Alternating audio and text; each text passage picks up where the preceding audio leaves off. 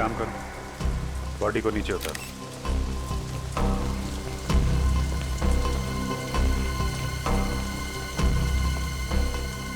जब ये कुणाल नीचे गिरा तो कौन कौन लोग थे यहाँ? सर, मैं और मीडिया वाले थे। कहाँ से गिरा ये? सर पता नहीं, वो नहीं देखा। मतलब? सर, मैं मीडिया वालों को इंटरव्यू दे रही थी कि अचानक बहुत जोर से आवाज आई और मैंने पीछे पलट के देखा तो सर मेरी कार के ऊपर कुणाल गिरा हुआ था और सर खून बह रहा था। सर मुझे नहीं पता सर, मैं बहुत घबरा गई थी। ये मैनेजर कौन है? सर, मैं इस होटल का मैनेजर हूँ। मैंने ही आपको कॉल किया था। किस रूम में ठहरे थे मिस्टर कुणाल? पता नहीं सर, वो तो होटल में थे ही नहीं। क्या होटल में थे ही नहीं? गिरे तो ऊपर से ही है ना? हाँ सर। आसपास कोई दूसरी बिल्डिंग नहीं है जहाँ से गिरे हो? ध्यान नहीं दिया होगा आपने, अंदर जाते हुए देखा नहीं होगा। सर, मैं तो रिसेप्शन पे था पूरे दिन, वाकई अंदर नहीं आए थे। सीसीटीवी कैमरा लगा रिसेप्शन में? Yes sir. रेडी? जरा सीसीटीवी कैमरा फुटेज चेक करो, देखो ये आदमी अंदर कब गया था। सर, सर, इसके जैकेट का बटन फूटा हुआ, ये देखिए।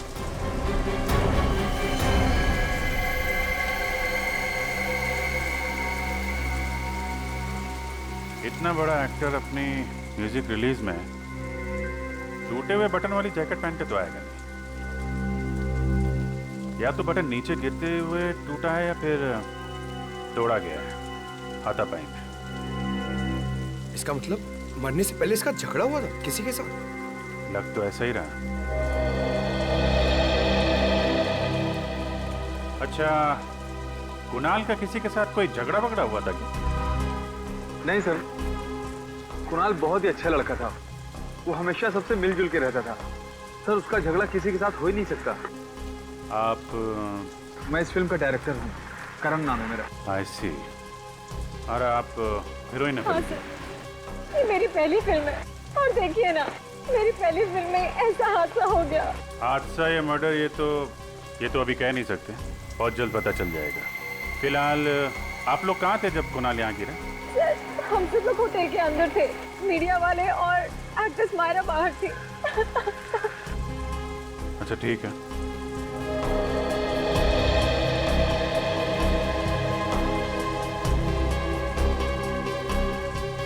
जिस तरीके से ये कार की छत हिचकी हुई है, काफी इम्पैक्ट है, मतलब ये काफी ऊंचाई से गिरा है।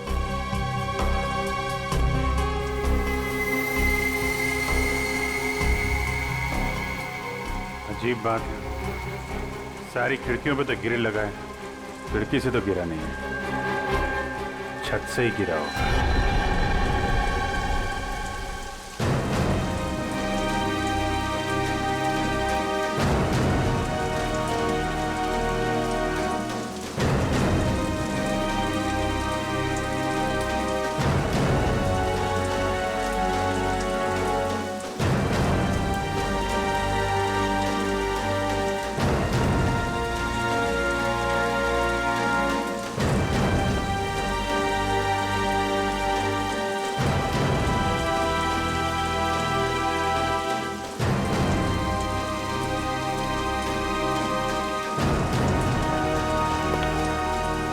सर, होटल के सारे कमरे चेक कर लिए, इधर कहीं भी ये नहीं लगता है कि कुणाल वहां से कूदा है।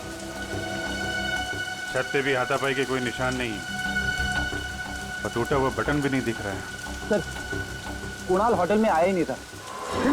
होटल में आए नहीं? नहीं सर, मैंने पिछले 7 दिन का सीसीटीवी फुटेज चेक किया है, कुणाल होटल में आया ही नहीं था। ये कैसे हो सकता है? सर, ये भी तो हो सकता है कि कुणाल होटल आया हो और खूनी ने उसका सीसीटीवी फुटेज मिटा दिया हो। कहीं होटल में कोई काम करने वाला तो खूनी नहीं है? सर, ये भी हो सकता है कुणाल भेष बदल के इस होटल में आया हो, फिर यहाँ से उसने कूद के आत्महत्या कर ली। होने को तो कुछ भी हो सकता है। अब तो डॉक्टर सारुंके ही बताएंगे कुणाल का खून हुआ है या कुणाल ने आत्महत्या की है।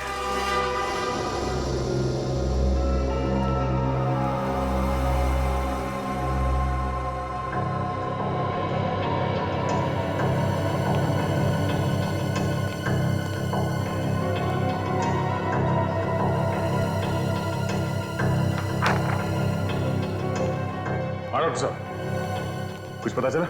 हाँ दया, मौत तो इसके ऊपर से गिरने की वजह से ही हुई है, लेकिन ये आत्महत्या नहीं है, ये एक खून है। खून है? हाँ। मतलब इसे ऊंचाई से फेंका गया? हाँ दया। पर ये आप कैसे कह सकते हैं? देखो दया, ये ऊपर से गिरा है अपने शरीर के दाएं हिस्से की तरफ से, इसीलिए इसके शरीर पर ये दाएं हिस्से की तरफ सारी चोट आई है। ये देखो, ये दाईं तरफ रिब का फ्रैक्चर, ये दाएं हाथ पर चोट के निशान, ये सब। लेकिन इसके सर पर बाईं तरफ भी एक चोट का निशान है, ये देखो।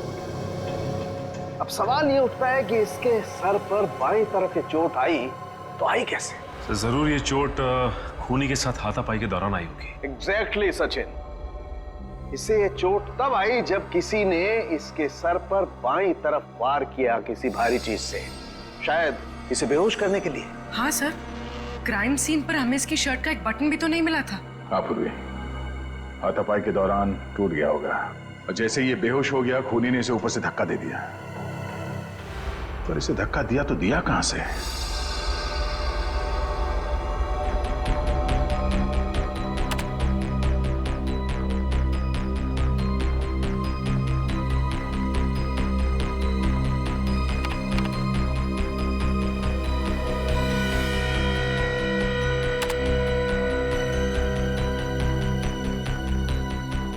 सर, हमने होटल के कमरे, होटल की छत सब अच्छी तरह से चेक कर लिया सर, पर वहां पे कोई सुराग नहीं मिला।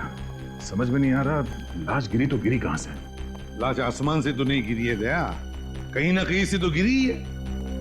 हाँ पूर्वी, कुछ पता चला मीडिया फुटेज में से?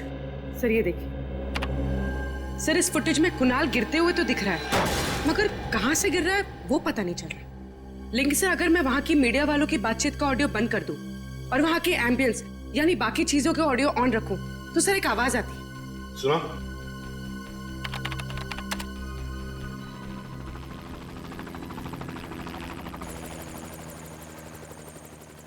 सर, ये कैसी आवाज है? देखते हैं फ्रेडी, पता करते हैं। तो फिर से सुना?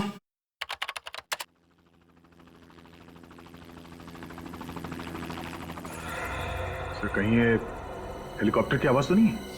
मुझे भी यही लगता है, ये हेलीकॉप्टर की ही आवाज है। तो मतलब है कुणाल को हेलीकॉप्टर से नीचे फेंका गया? मीडिया इवेंट के दौरान हेलीकॉप्टर उड़ा होगा और उसी में से कुणाल को नीचे गिरा दिया गया होगा। पूर्वी, काम करो, पता लगाओ उस इवेंट के दौरान कितने हेलीकॉप्टर ने उड़ान भरी थी और किसने बुक किया था।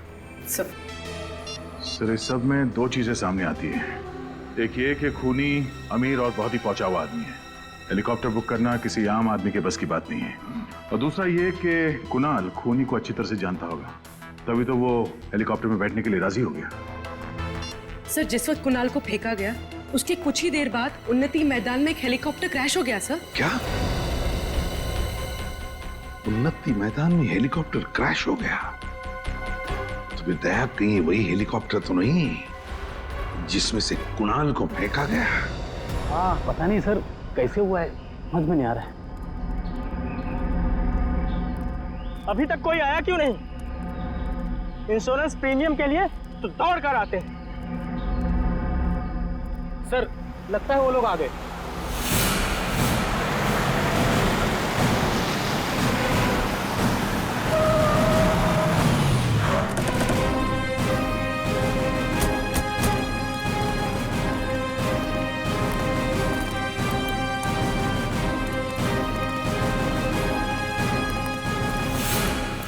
आप लोग इंश्योरेंस कंपनी से हैं? नहीं, हम लोग सीआईडी से हैं। सीआईडी? हाँ। आप? जी, मेरा नाम गिरीश है, ये हेलीकॉप्टर मेरा ही था। आपका ये हेलीकॉप्टर बुक किसने किया था? सर, वो फिल्म का एक प्रोड्यूसर है, शेखर। शेखर? जी हाँ, उन्होंने अपनी आने वाली फिल्म के प्रमोशन के लिए हेलीकॉप्टर बुक करवाया था। उनकी फिल्म का हीरो है कुणाल, वो फिल्म की म्यूजिक पार्टी के लिए हेलीकॉप्टर से एंट्री करने वाले थे। अच्छा, देखते हैं।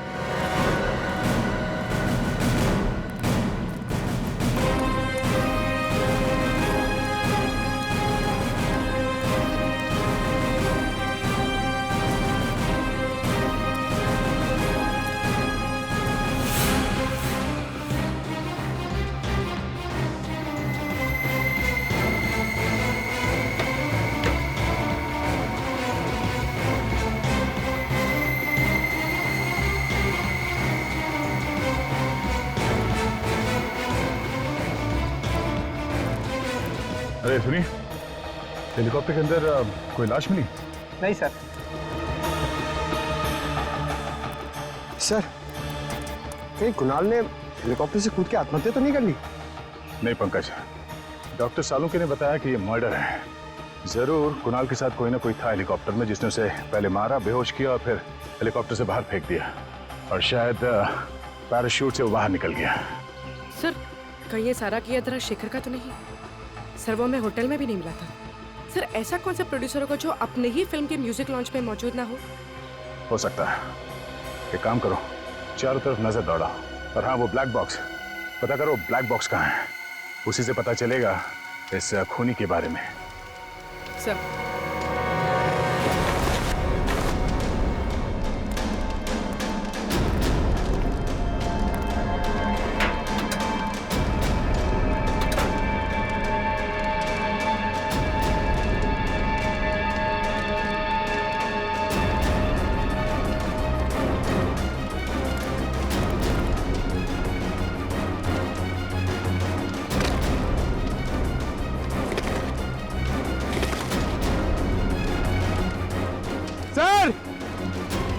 सर जल्दी आइए।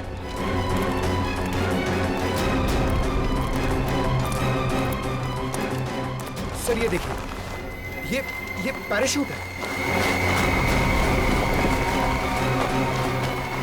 गुड जॉब पंकज, आजकल बहुत काम करने लगे हो। हैं? Thanks sir. सर,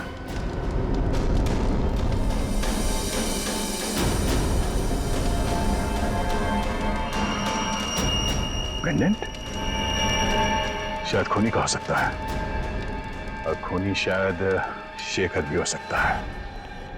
मुझे यकीन नहीं हो रहा कि आप लोग मुझ पे शक कर रहे हैं। मैं अपनी फिल्म के हीरो को क्यों मरवाऊंगा? फिल्म की पब्लिसिटी के लिए।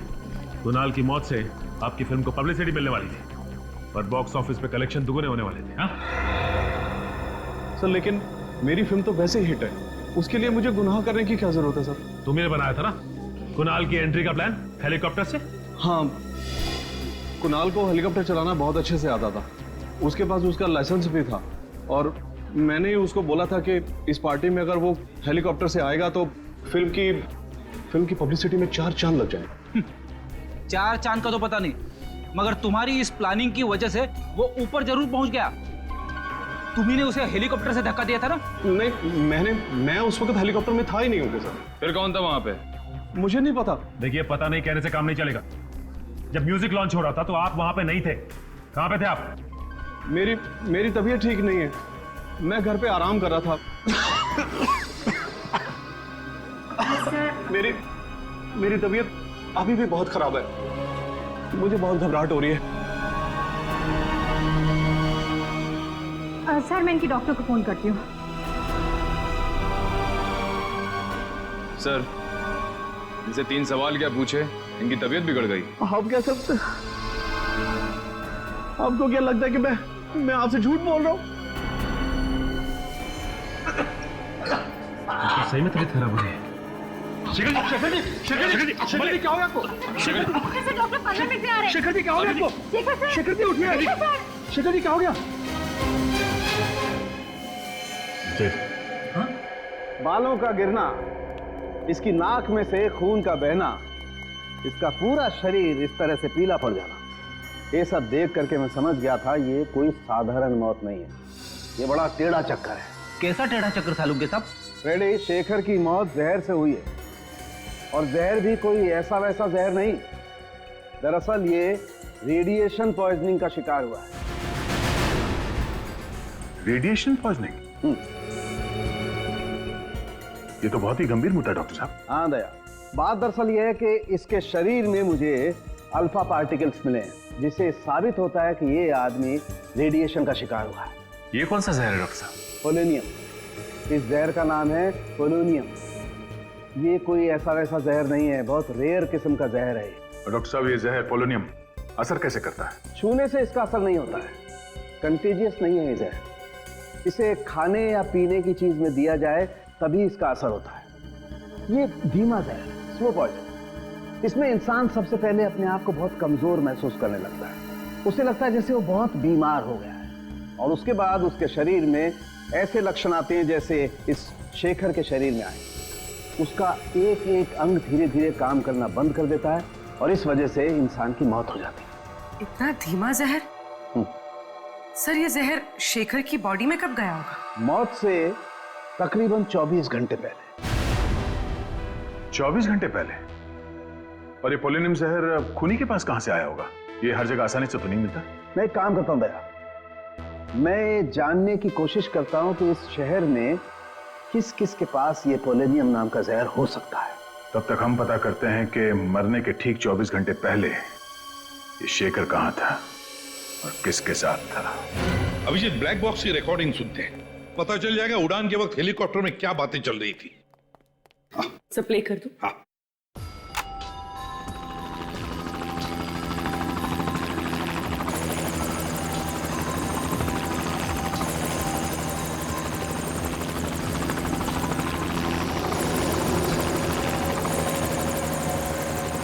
शेखर के साथ ऐसा किया? मुझे यकीन नहीं आ रहा है। क्यों किया ऐसा तुमने? मुझे जवाब दो। सर ये तो कुणाल की आवाज है। हाँ अभिजीत, लगता है कुणाल को पता चल गया था कि खूनी ने शेखर को जहर दिया था। शायद इसीलिए खूनी ने कुणाल को हेलीकॉप्टर से धक्का दे दिया और फिर खुद पैराशूट बांध के कूद गया। सर जरूर ये कुणाल या शेखर के आसपास का ही आदमी है। हाँ, साउंड के बता रहा था ना कि वो पोलोनियम जहर को असर दिखाने में 24 घंटे लगते हैं। तो अगर ये पता चल जाए कि मौत से 24 घंटे पहले शेखर किसके साथ था, तो समझ लो हम खूनी तक पहुंच गए। सर 24 घंटे पहले शेखर वैलेंटाइन्स बैंक्वेट हॉल में था सर। Valentine's banquet hall? वो तो राजा पार्क के वहां है। हाँ सर, वही वाला। शेखर ने फिल्म खत्म होने की खुशी में वहां पे एक छोटी सी पार्टी दी थी। फिल्म के सारे आर्टिस्ट और टेक्नीशियंस को बुलाया गया था सर इस पार्टी में। तो फिर उन्हीं में से कोई है जिसने शेखर और कुणाल को मारा है। अरे सारुंगा साहब आप यहाँ पे? हाँ अभिजीत, मुझे मालूम है। मुझे यहाँ देख करके तुम्हें उतनी खुशी हो नहीं रही है जितनी लैब में किसी और को देख करके होती है। वो बात नहीं है सर। लेकिन क्या करूं यार, आना पड़ा, क्योंकि उस पोलोनियम वाले साइंटिस्ट का नाम सिर्फ मैं बता सकता हूँ, तारिका जी नहीं। तो फिर साइंटिस्ट का नाम बता साळुंखे। देवेन पेटेकर। देवेन पेटेकर? हाँ। ये तो बड़ा भारी नाम है सर। हाँ फ्रेडी, जितना भारी नाम है उतना ही भारी काम है। बॉस, इस देवेन पेटेकर ने पोलोनियम पे जितनी रिसर्च की है ना, उतनी किसी ने नहीं की। उसका एड्रेस वगैरह है? हाँ बॉस, इस कागज पे उसका एड्रेस, टेलीफोन नंबर सब कुछ लिखा। इस डॉक्टर देवेन पेटेकर से तो हम बाद में मिलेंगे, लेकिन पहले ये पता लगाना पड़ेगा कि वैलेंटाइन बैंक्वेट हॉल में शेखर को जहर दिया किसने। कोना कोना अच्छी तरीके से चेक कर लो। शेखर जी 24 घंटे पहले यहाँ थे। अगर उन्हें यहाँ पे जहर दिया गया है तो उस जहरीले रेडिएशन के कोई ना कोई सुराग यहाँ जरूर मिलेगा। सर मैं आपसे कह रहा हूँ सर, आपको समझ कुछ गलतफहमी हो गई है। यहाँ कौन मार सकता है शेखर जी को? अरे यार, मैं तुम्हारे स्टाफ पे थोड़ी ना शक कर रहा हूँ, मेहमानों में से भी कोई हो सकता है ना? वैसे कल स्टाफ में से कौन था यहाँ पे? कितने लोग थे?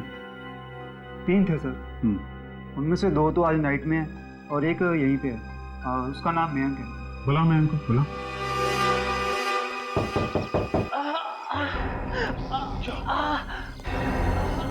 सर, यहाँ से किसी के कराने की आवाज आ रही है। कई साइंटिस्ट की जान खबर में तो नहीं है। एक बार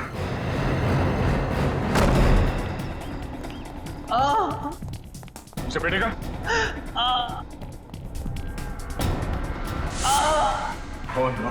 सचिन, पूर्वी एम्बुलेंस बुला जल्दी। सर क्या हुआ? आप ठीक तो है? मेरी लेबोरेटरी। क्या हुआ आपकी लेबोरेटरी? मेरी लेबोरेटरी। इसने इसको उंगली काट दी है। कौन हो सकता है सर? ये तो यही बता सकते हैं। हाँ सर, एक आदमी काफी देर तक शेखर जी से बातचीत कर रहा था। अच्छा, क्या क्या बात कर रहा था? कुछ सुना आपने? अरे यार सुनो, सीआईडी की मदद करोगे तो कोई तकलीफ नहीं होगी। ओके, बताओ।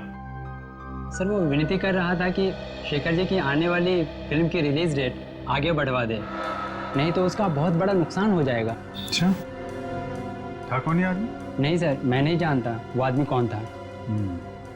तो शेखर जी ने क्या कहा? शेखर जी हंसने लग गए और बोले खाना ज़रूर खाकर जाना, अच्छा बना है। और रहा सवाल फिल्म की रिलीज डेट आगे बढ़वाने का, तो वो तो आगे नहीं खिसकाएंगे। अच्छा, कहीं शेखर जी की मौत की वजह फिल्म की रिलीज डेट तो नहीं है? शेखर जी की मौत के बाद अब तो शायद उसकी फिल्म भी वक्त पे रिलीज ना हो पाए। इससे आपकी फिल्म का बहुत फायदा होगा ना? देखिए, किसी की चिता की आग पे रोटियां सेकी नहीं जाती। शेखर जी बहुत ही सीनियर थे और फिल्म इंडस्ट्री के एक नामी गिरामी प्रोड्यूसर थे वो। उनके जाने के बाद फिल्म इंडस्ट्री को जो आघात पहुंचा है उसको शब्दों में बयान करना नामुमकिन है। तो हम मुमकिन कर देते हैं मिस्टर राजेश, शेखर के खूनी की दास्तान सुनाकर। सीआईडी वाले आज यहाँ कैसे आ गए? देखिए प्लीज, अभी आप लोग बाहर जाइए, हम आपको बाद में जवाब देते हैं। शेखर जी का खून क्या है? प्लीज आप लोग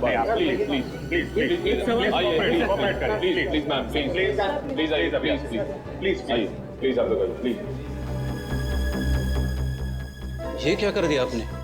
मेरे फिल्म को नेगेटिव पब्लिसिटी दे दी। वो कहते हैं ना आप लोग, any publicity is good publicity. मैं नहीं मानता। मेरे लिए मेरी इमेज और मेरी इज्जत बहुत मायने रखती है। इज्जत मायने रखती है तो फिर खून क्यों किया शेखर का? मैंने शेखर का खून नहीं किया है। मैं एक कलाकार हूँ, फिल्म प्रोड्यूस करता हूँ, मैं खूनी नहीं हूँ।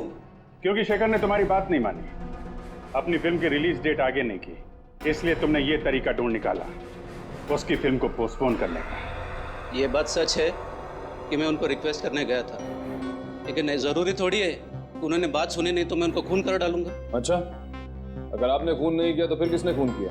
मुझे क्या पता सर, मुझे तो सिर्फ इतना मालूम है कि मैं निर्दोष हूँ। मेरी बीवी भी अक्सर मेरी बात मानती नहीं है, तो इसका मतलब ये थोड़ी है कि मैं हर एक का खून कर चुका हूँ। जब शेखर का खून हुआ तो कहाँ थे आप? सर उस वक्त मैं होटल में ही था, उनकी फिल्म की हीरोइन समीरा से बात कर रहा था मेरी अगली फिल्म के लिए। सर यहाँ पे तो फिंगरप्रिंट स्कैनर लगा हुआ है। देवेंद्र जी ने स्कैनर इसलिए लगाया होगा ताकि उनके अलावा कोई और इस लैब के अंदर जा ना सके। सब फिर हम लोग अंदर जाएंगे कैसे? अब यहाँ तक आ ही गए हैं तो अंदर भी पहुंच ही जाएंगे। सचिन, ये काम करो, ऑफिस में। सर इस पर कुछ लगा हुआ है। तो खून जैसे लग रहा है। पूरी ले चेक कर। सर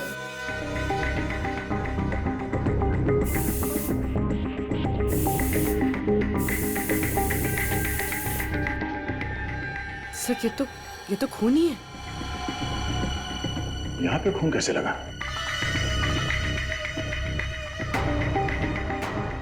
सर, हाँ? ये देखिए।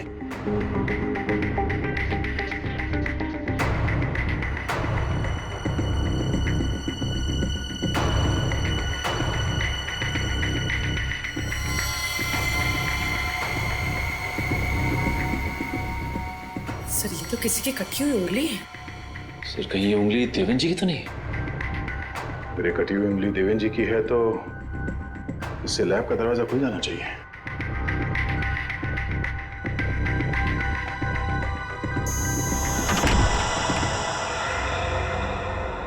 अब समझ में आया खूनी ने देवेंद्र जी की उंगली क्यों काटी थी। पूरी एविडेंस बैग में डालो। सचिन,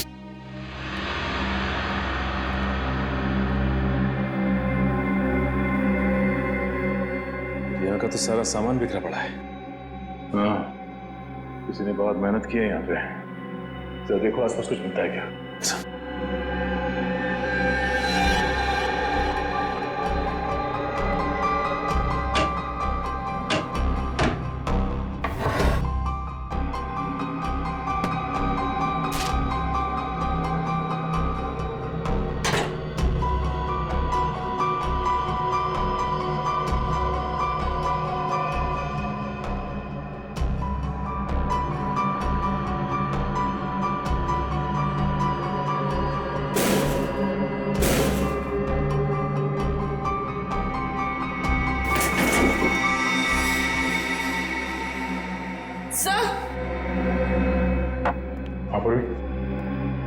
सर इसमें से एक बॉटल गायब है। गायब है? पोलोनियम जहर इसीलिए तो चुराया गया है। सर, ये देखिए, खून की बूंद गिरी हुई है। देवेन की कटी हुई उंगली तो हमें लैब के बाहर मिली थी, तो फिर ये खून यहाँ कैसे है? सर, कहीं ये खून खूनी का ही तो नहीं है? अगर ये खून खूनी का है तो वो ज्यादा देर हमसे बच नहीं पाएगा।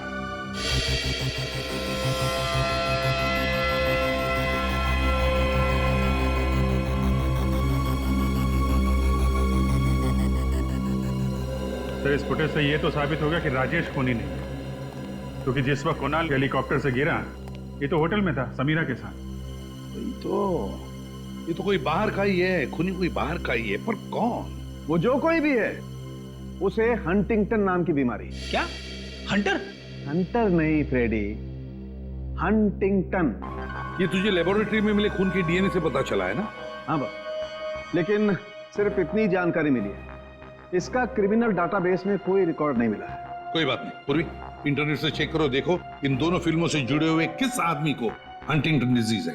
सर, हाँ। सालुंके साहब, ये बीमारी क्या होती है? ये एक न्यूरोलॉजिकल डिसऑर्डर होता है फ्रेडी। इसमें इंसान की मसल का कोऑर्डिनेशन बिगड़ जाता है। ये बहुत रेयर बीमारी है, अधिकतर मिडिल एज के बाद ही शुरू होती है। सब मिल गया सर। सर, इसका नाम नंदन कुमार है। सर, ये एक राइटर है और इसने कुछ फ्लॉप फिल्में लिखी हैं। 2 साल पहले ये शेखर के पास अपनी एक कहानी लेकर गया था, पर शेखर ने इसकी कहानी ठुकरा दी। और जब नंदन को पता चला कि शेखर उसी की कहानी पे फिल्म बना रहा है, तो उसने शेखर पे कोर्ट केस कर दिया, लेकिन वो हार गया था सर। और ये वही वाली फिल्म है सर, 555 घंटे, इसका म्यूजिक लॉन्च हुआ था उस दिन। इसका मतलब है दया, हमारा खूनी मिल गया। सर, एक टाइम था जब मैं भी राइटर बनना चाहता था। मैं कविताएं लिखना चाहता था, लेख लिखना चाहता था, शायरियां लिखना चाहता था। अरे यार, लिखते फिर ये यहाँ सीआईडी में क्या करने आ गए? पता नहीं सर। सर, मगर वो में ना बहुत सिमिलैरिटी है। अच्छा? हाँ, राइटर बनने में भी उतना ही दिमाग लगाना पड़ता है जितना सीआईडी ऑफिसर बनने में। तुम अगर राइटर बन जाओगे ना, तो तुम्हारी कहानी में खून और मुर्दे बहुत होंगे। सर, रोमांस भी हो सकता है? हाँ, रोमांस तो हो सकता है। नंदन। हाँ? आप लोग कौन? हम लोग सीआईडी से हैं। सीआईडी से?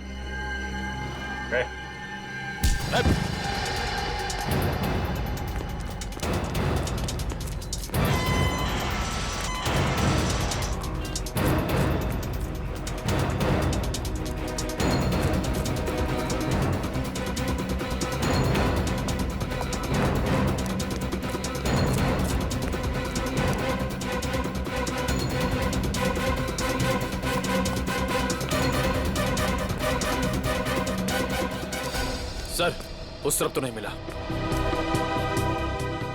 इतनी जल्दी भाग नहीं सकता, यहीं कहीं छुप के बैठा होगा।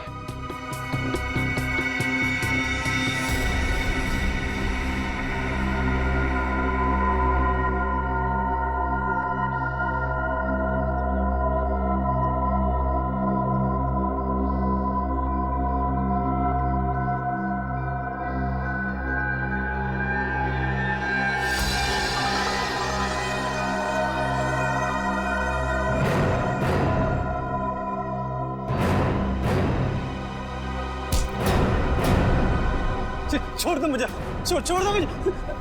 तुम जैसे खूनियों को छोड़ा नहीं जाता है, जेल में बंद करके उनकी खातिरदारी की जाती है, समझा?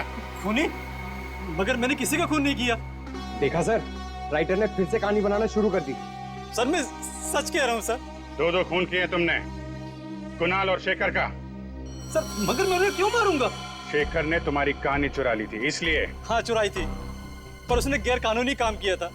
मगर इसका मतलब थोड़ी ना है कि मैं भी कोई गैर कानूनी काम करूंगा। सर, मैंने उसे कुछ नहीं किया सर। साइंटिस्ट देवन की लेबोरेटरी में क्यों गया था? पोलोनियम जहर चुराने के लिए? सर, मैं जहर चुराने नहीं गया था। मेरी अगली फिल्म साइंटिस्ट की कहानी पर आधारित है, तो रिसर्च के लिए उनसे बातचीत करने के लिए गया था सर। बातचीत करने? और बातचीत करते करते तुम्हारा खून उनके टेबल पे गिर गया। सर, वहाँ पर ब्लेड पड़ा था, मैंने देखा नहीं और गलती से हाथ कट गया सर मेरा। कहानी बनाना बंद करो नंदन, अगर तुम निर्दोष थे तो मैं देख के भागे क्यों? सर, कल रात एक बार पे मेरा किसी से झगड़ा हो गया था। मैं सारी रात लॉकअप में था सर, तो मुझे लगा कि आप लोग मुझे फिर से पकड़ने के लिए आ गए, इसलिए मैं भागा। तुम्हारे शेखर साहब को शराब पीने की आदत थी क्या? कभी कभी जब बहुत उदास होते थे तो खुद को शराब के नशे में डुबो लेते थे। उदास?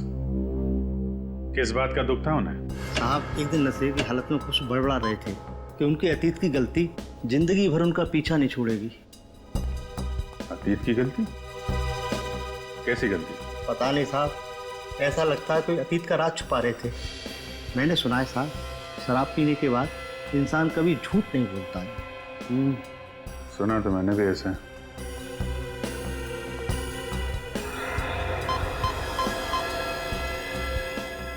सर, ये देखिए सर, इस क्लास में अल्फा पार्टिकल्स मिले हैं सर।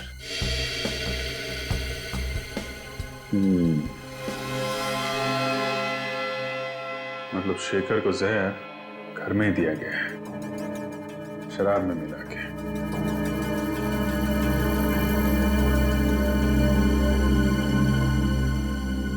जब शेखर की मौत हुई तुम कहाँ थे? साहब उस दिन काम जल्दी खत्म हो गया था, मैं शाम को घर चला गया था। कितने बजे? ये कोई करीब 6:30 पौने 7 बजे। सर! हाँ पंकज? सर ये देखिए, यहाँ पे कुछ गड़बड़ है। निकालो।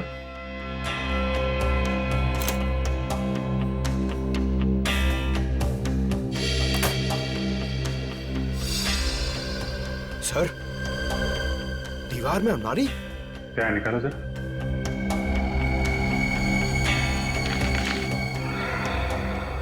ये देखिए, चिट्ठियां छुपा के रखी हैं। शेखर,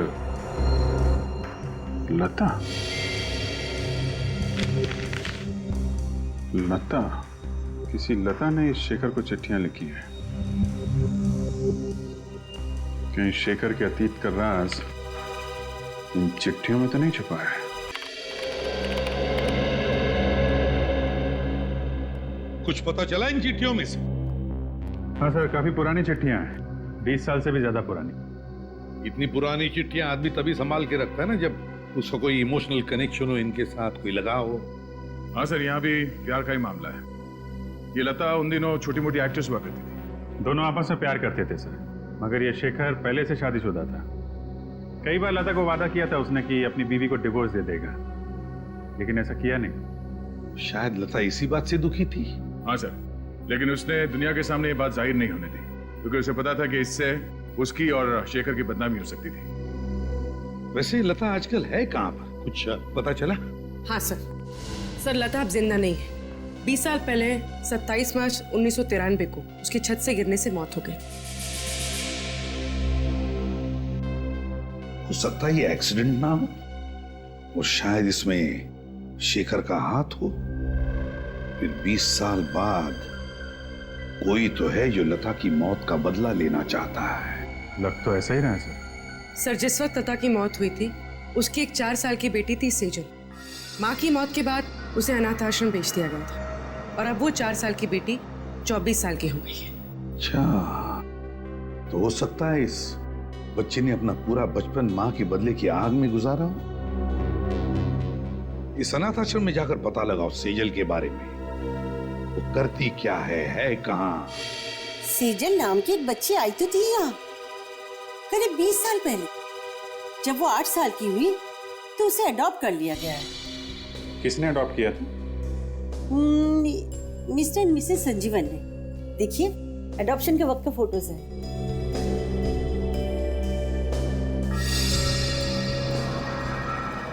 ये देखा? क्या सर? सेजल के गले में पेंडेंट। अरे हाँ सर, ये तो ठीक वैसा ही पेंडेंट है जो हमें हेलीकॉप्टर की क्रैश साइट पे मिला था।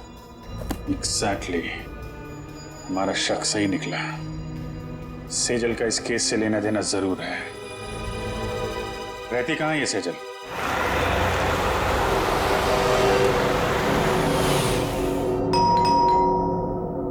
अलका, जरा देखना कौन है। जी जी कहिए। माजी, हम लोग सीआईडी से हैं। सीआईडी से? क्या बात है? अंदर आने के लिए नहीं कहेंगी? ओह सॉरी, आइए। Thank you.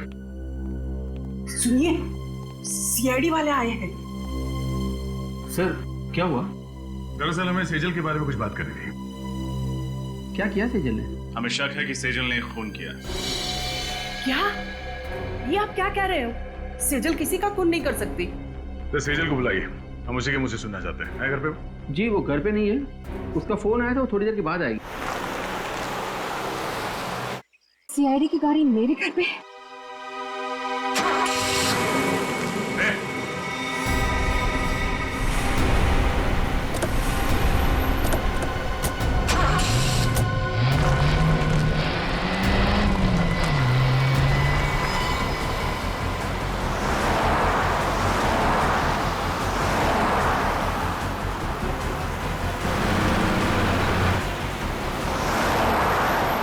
गाड़ी बहुत तेज चला रही है।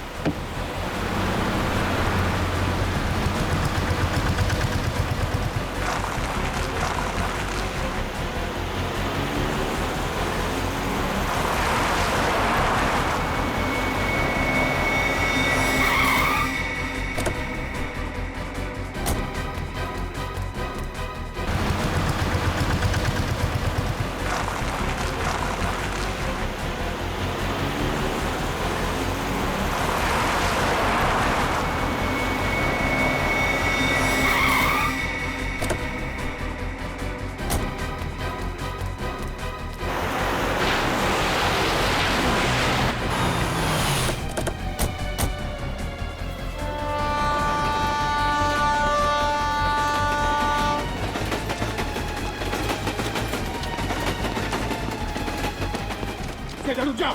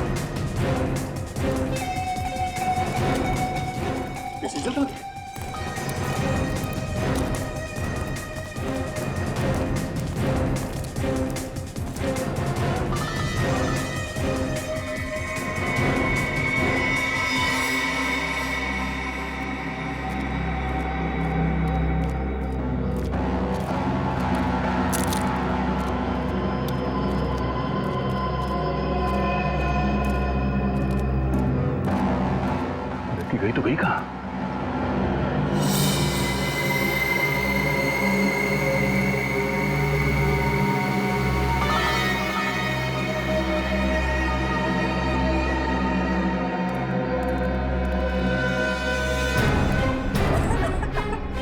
बस बहुत भाग ले, अब जरा अपना मुखड़ा तो दिखा दे।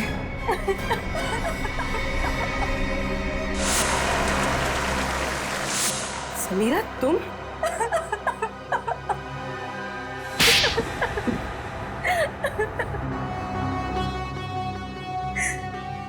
किसी भी बच्चे के लिए उसकी माँ की मौत से ज्यादा दर्दनाक और कुछ नहीं हो सकता।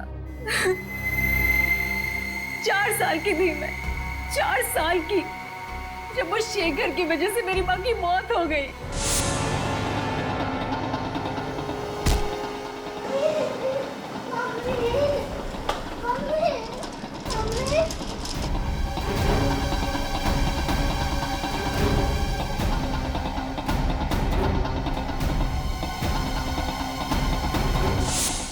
तो 4 साल की थी जब ये हादसा हुआ था। फिर 20 साल बाद तुमने शेखर को कैसे पहचान लिया? नहीं पहचानती थी, लेकिन मैंने सोच रखा था कि एक ना एक दिन उस आदमी को जरूर ढूंढ निकालूंगी जिसने मुझे अनाथ किया और उसे एक दर्दनाक मौत दूंगी। मैंने पोलोनियम के बारे में कहीं पढ़ा था कि एक धीमा जहर है और सोच लिया था कि इसी से शेखर को मारूंगी। पर शेखर को ढूंढा कैसे तुमने? मैंने उसे नहीं, उसने मुझे ढूंढा।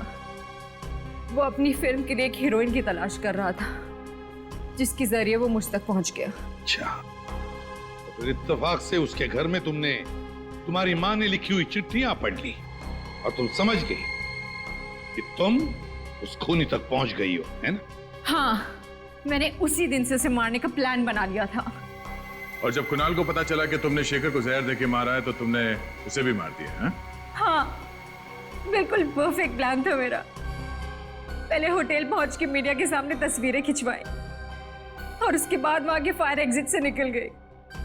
किसी ने देखा भी नहीं मुझे और हेलीकॉप्टर तक कुणाल के पास पहुंच गई और वहां से निकल गई। माना कि तुम्हारी जिंदगी मुश्किलों से भरी रही, लेकिन इसका मतलब ये नहीं कि बदले के लिए तुम खून पर खून किए जाओगे। 2-2 खून किए तुमने, तुम्हें तो शायद फांसी ही होगी।